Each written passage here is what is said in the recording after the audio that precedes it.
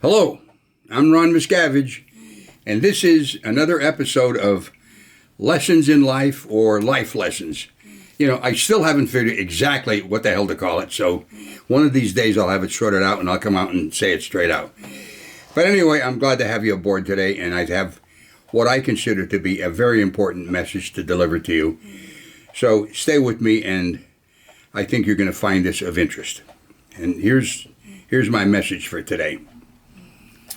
First of all, I got out of high school in 1953. I really didn't know what I wanted to do, so I worked various jobs.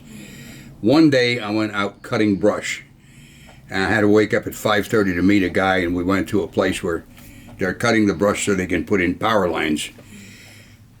I forgot to bring a lunch, or I didn't even know I was supposed to bring a lunch, so I had to bum some food from somebody who was there. And I'll tell you, the day was horrible. At 4:30 when we were done, he took me back to where he met me. I went home and decided I will never do that again. So that was, my confront wasn't up to doing that. Another job I had, I worked in a place in Pottstown, Pennsylvania, at the Pottstown Plating Company. And I would work from midnight to 8 in the morning over these acid baths and various things, and we were plating mortar shells.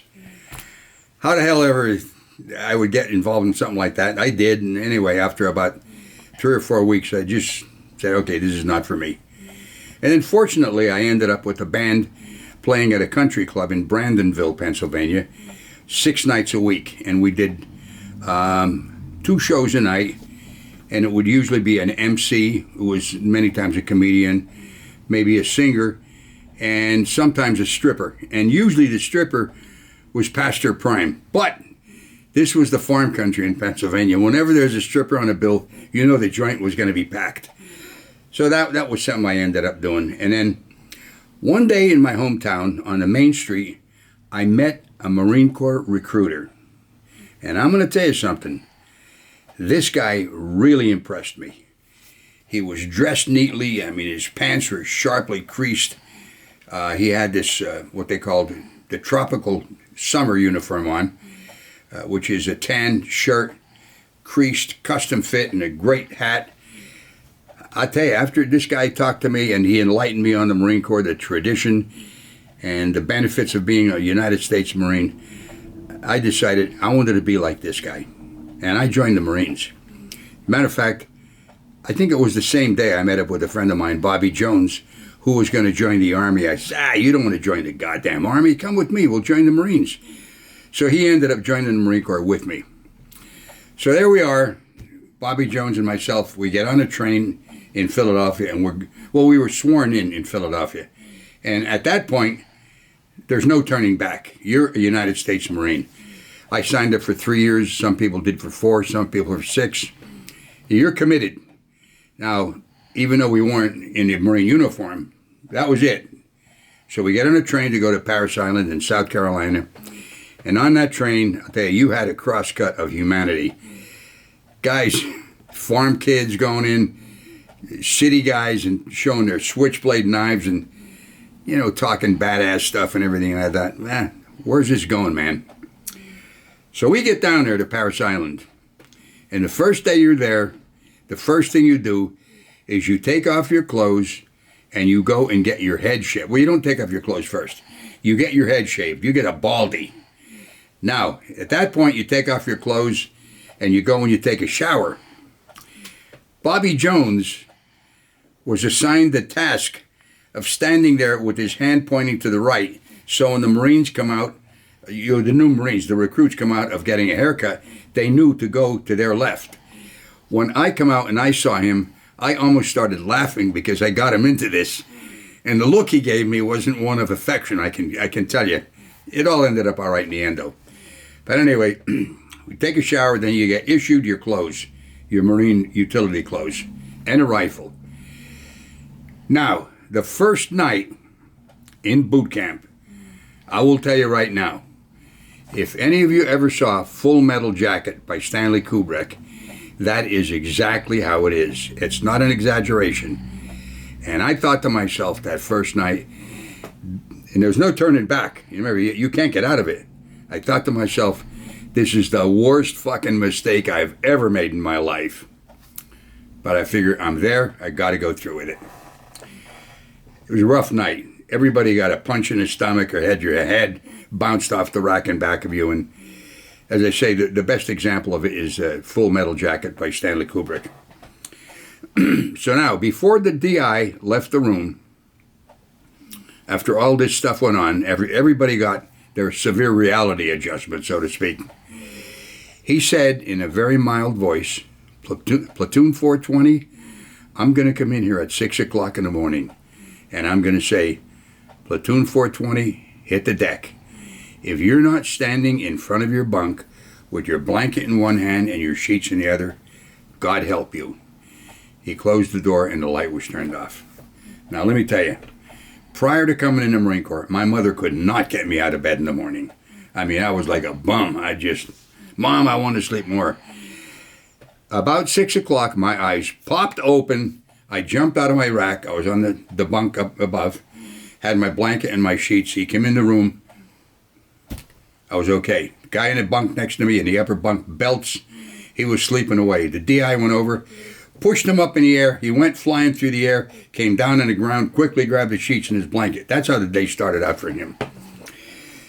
So now welcome to months of you being made to do things that you didn't think you would be capable of doing. I'm going to give you an example.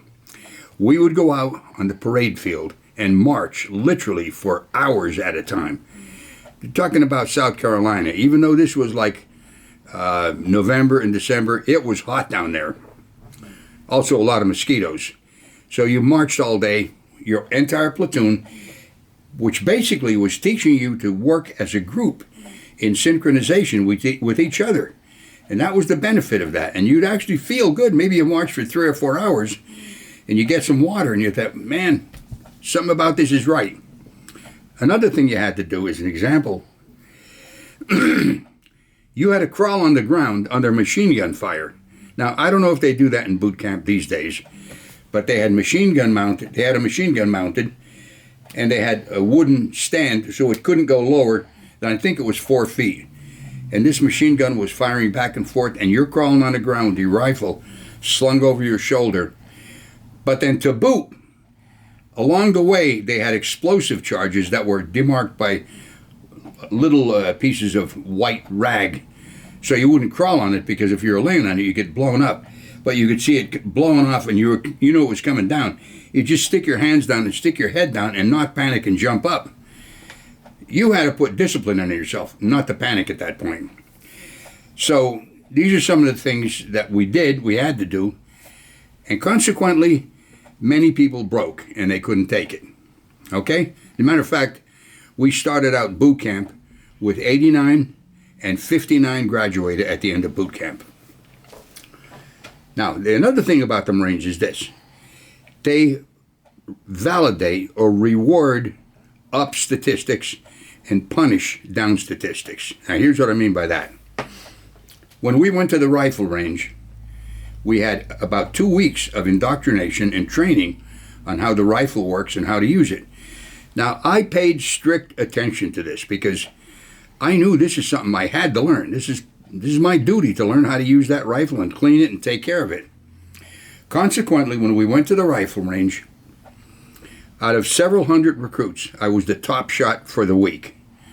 Here was my reward. The next week was mess duty.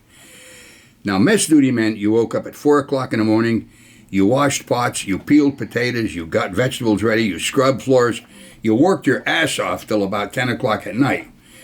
All I did, because I was the top shot, was type out menus in the mess sergeant's office, and I went out in front of the mess hall, and I had a clipboard, and I would salute the drill instructor and say, "Sir, good afternoon, sir." And he would write down his name and how many recruits he was bringing to eat, and I would say, "Thank you, sir."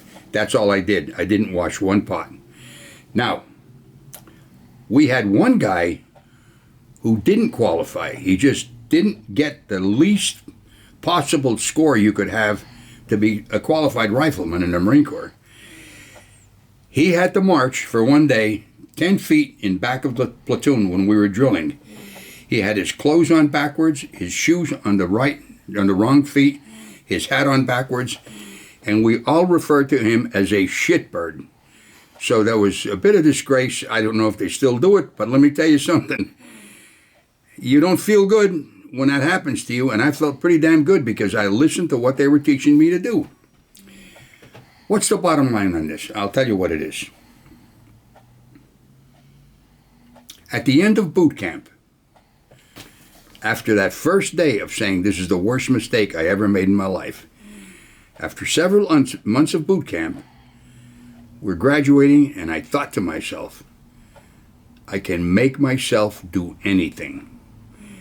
One of the things that the drill instructor said to us when we got in that room for the first night, he said, we're going to snap that civilian shit right out of you. Well, let me tell you something. They turned me from an undisciplined civilian into a disciplined United States Marine. And that, I don't know if you could put a price on, because I don't know of any course or any college you can go to learn this. And thank God for the Marines, because I'll tell you right now, many people say to me, thank you for your service. And I say, well, hey, thanks for saying that, but let me tell you something. I enjoyed it, and I really did, and I profited. And it could be that was the most profitable time of my life for learning things that have stayed with me and I use on a daily basis. It's helped me in my musical work. It's helped me physically. I work out on a regular basis about 20, 25 times a month. I'm 83 years old. I've kept this discipline in my life in many things. Sometimes it slips out, but I bring myself back to it. So now, this program is called Lessons in Life. You know, that's what I'll probably call it, if you want to think of it.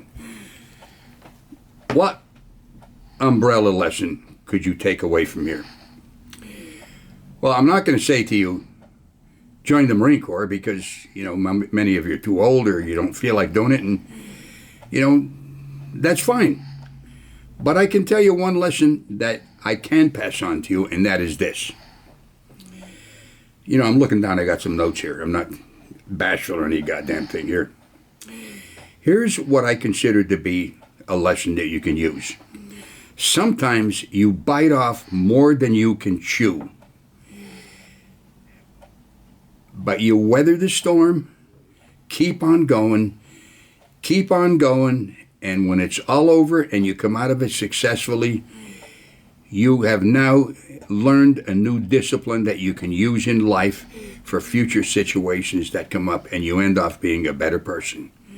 So don't be afraid to take a chance, and I'll tell you, you'll always benefit from this. That was my benefit from the Marine Corps. But many of you know what I'm talking about, because I'm sure there are times when you got yourself in a position, and especially if you can't get out of it, you say, I don't want to do this. No, I didn't have a choice in the Marines. I had to stay there. I couldn't leave.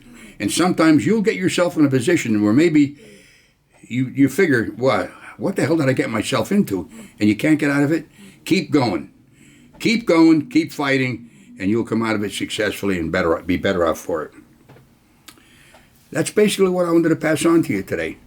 So I hope you enjoyed this, and if you want to see more of what I do, you should go to my website, which is called therealronmiscavige.com, and you can see interviews that I do of other people, some books there that I've done. One is called True Confessions of a Kid, some amusing stories. There's another one I wrote called Rootless, and or you can just watch the interviews and see what you think of them. Anyway, that's the message I wanted to convey to you today, and I hope you tune in further. But let me tell you,